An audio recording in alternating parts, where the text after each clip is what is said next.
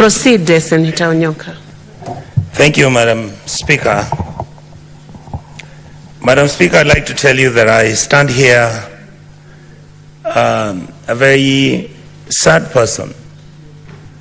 And yet, indeed, I'm also deeply happy because it has been something that I've been dealing with at a personal level in terms of my responsibility as a legislator. Madam Speaker, before I proceed with saying anything, I would like first of all to mention a few names. I want, just like my colleagues have said, my brother Harun Cheriot, I knew you were worthy, but I now know you are much more worthy than I thought you were. You have actually surprised me. I remember once I made a phone call to you and I was asking you, how do we manage this thing of Madam Nyakango? And you said, please tell her to know that we are trying to figure out what to do. And I took the message, and that's when I knew that you are a serious person. I'm proud of you. Keep it up. Madam Speaker, I also would like to mention the name of Madam Nyakango, who's the Controller of Budget, and Madam Nancy, who's the Auditor General, the two incredible women of this republic. If I had my own reward, I would give them. Because when everything else seems to have been failing, some of us have been talking to them, and all the time we feared for their lives. Why? Not because anything would happen, but the costs were too high. The expectation was much higher. They have done their job, and I'm so happy that this house, which is known as the Oversighting House, has seen the light. My colleagues who are in this house, I'm very lucky because sorry, I've lost my voice a bit. I'm lucky because I have the institutional memory. I have been in politics for the last 30 years. Those 30 years I've been in elected politics, about 22. Madam Speaker, the problems, the way Mzee Odinga said about Kenya, have not been started by President William Ruto. If you look at the history, and Madam Speaker, the other day people were asking me, how did you tell that these young Gen Zs are actually going to come to the streets after 1 year? I said, I look at the trend. If you look at independence 1962-3, that was the 20 years beyond where the liberation movement took place. After that, we got independence. It took another 20 years for us to have a military coup. The people who are guiding and who are within that military coup are not old men like Jaramogi or Charles Njonjo at that time. It was young Gen Z students of the University of Nairobi and young people who believed in the ideal of what Kenya was. The second issue that came up, Madam Speaker, was after, by the year 2002, there was another 20 years. Then you come to 2022, to 2002 is when Kibaki was elected, is when we have a referendum, is when we have a new constitution, and then we say Kenya is now on the right path. After that, Madam Speaker, we did not follow the letter of the constitution. What many of us have never understood is that your democracy is as valid and as reasonable and as verifiable and is implementable as the people who are willing to follow and implement that constitution. We have completely failed our people. And that is why when the elections took over and we had challenges, and that is why when you look at our country and the crisis that has come up, when you look at the issues which are bedeviling our country, you realize that we are on quicksand.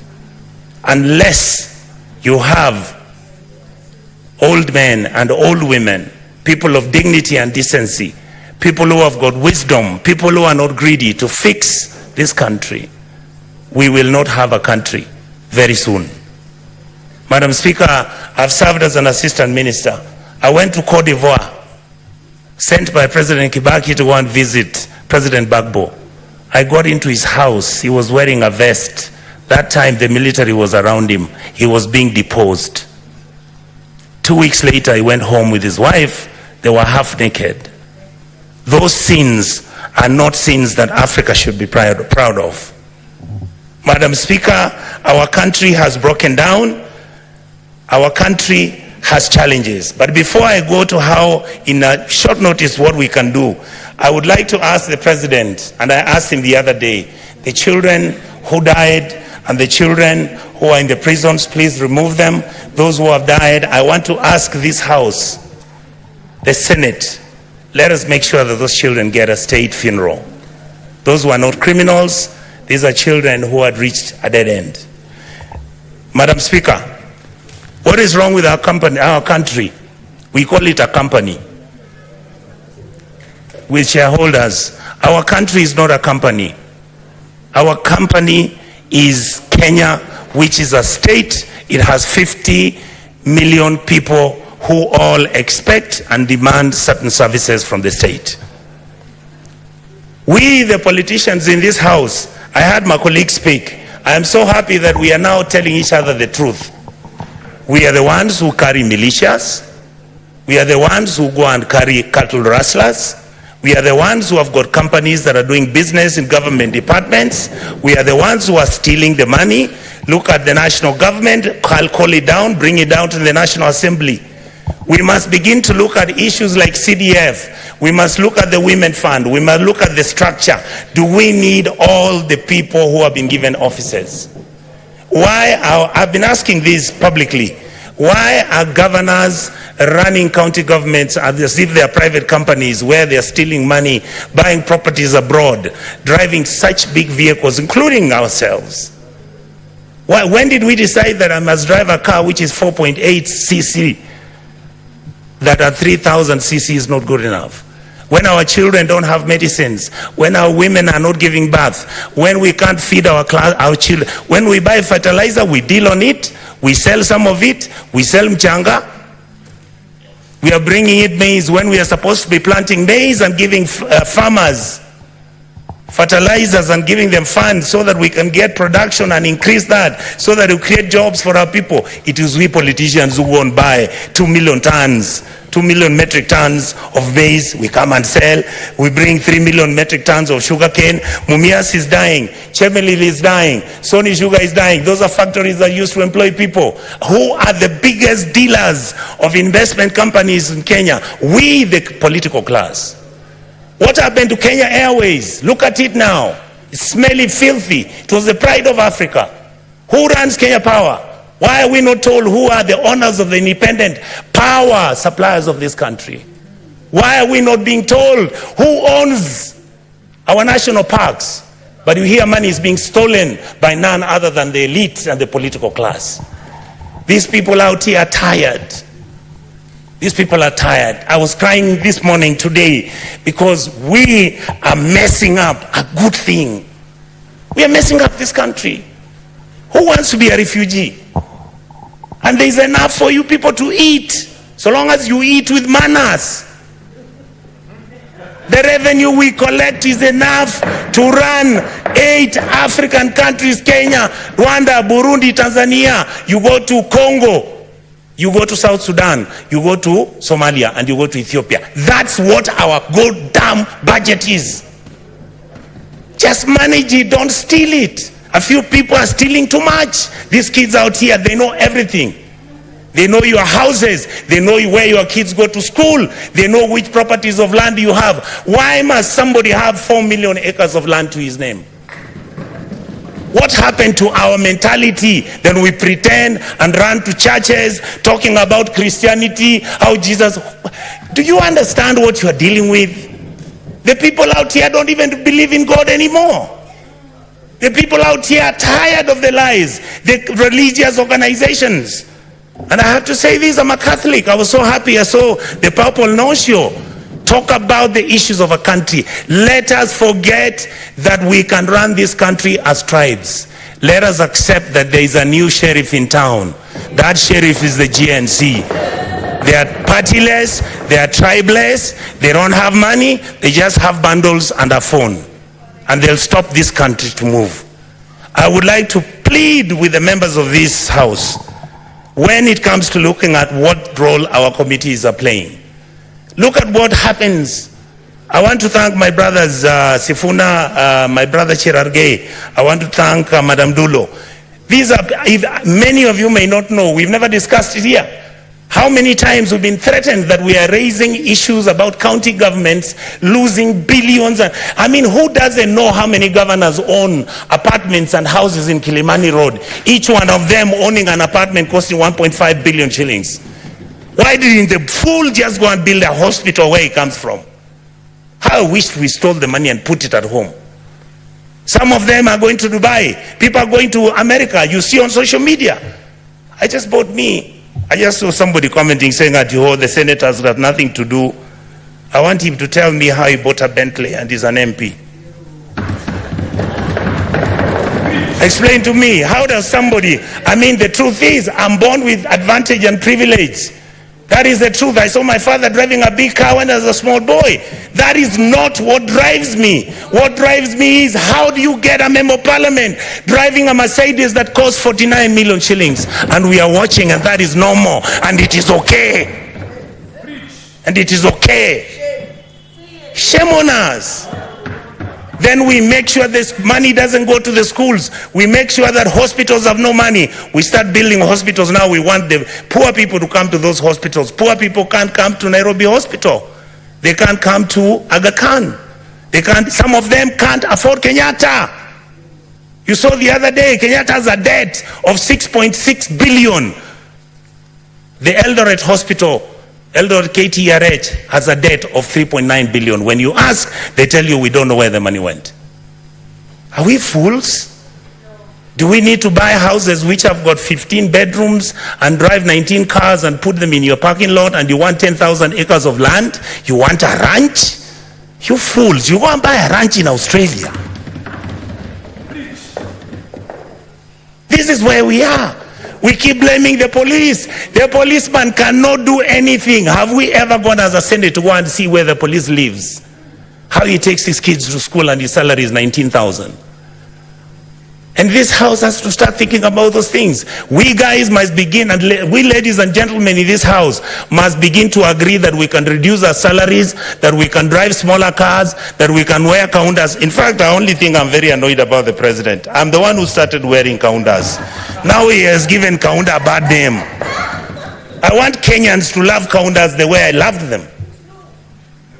Let us wake up, Kenyans. We can't play football.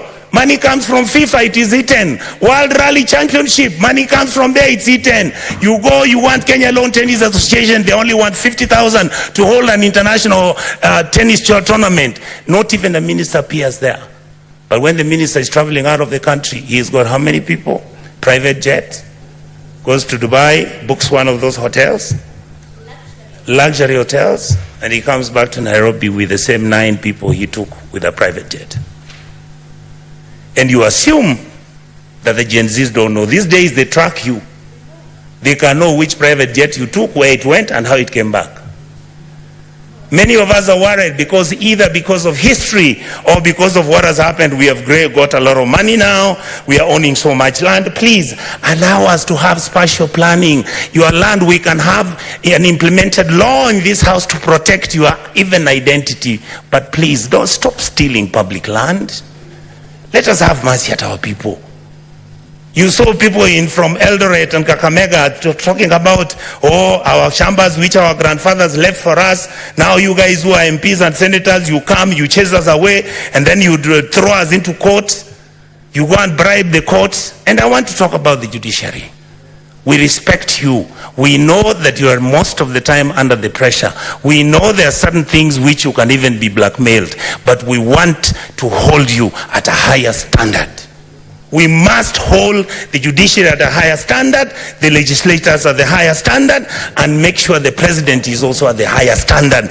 That is how we can move as a country and stop this nonsense. We behave like monkeys running through a forest looking for bananas without knowing whether it's the bananas they want or it's oranges. I really, really want to say this, Madam Speaker, finally. I was nearly giving up on my country. I have changed my mind because of today. The young men who are fighting for this country have done us proud. Let us treat them with dignity. Let us make sure we engage them. Let us stop doing the things which make them angry, desperate, and upset with the ruling class. The truth is, if this country breaks down, it takes all of us down. I can tell you, I was in South Sudan when we were doing the comprehensive peace agreement. I visited as a minister, as a young minister, to go and do what was called a referendum. I've been to Khartoum. I have been to Mali. I've been to a country in West Africa. I'll remember the name, Madam Speaker. You look at how people have been treated and how the political class has treated their people. Everybody looks destitute and everybody is desperate. Let us change our ways. We can run the country peacefully, make sure everybody is a person of dignity. Let's treat our people kindly. A country that never takes care of its most vulnerable is a country that is not worth talking about. So I want to ask the political class, I want to ask all our auditors, I want to ask all members of the county assembly, please, members of the county assembly, your job is to oversight, the MP's job is to oversight, and the senator's job is to oversight. Let the governors run the place. If they bribe you, you will not get development. Let us agree that those are the rules that we'll have to operate with. And let us share the cake of this country equitably and fairly. Let us not have one region getting 50 billion when one area's got only 1.2 billion. And when you are giving scholarships, why should we have 3 scholarship funds in this country? Those are some of the things, Madam Speaker, without speaking too much, I wanted to vent. And I thank all my colleagues for having shown our country the love that it deserved. Thank you so much. Senator Peris Tabiko.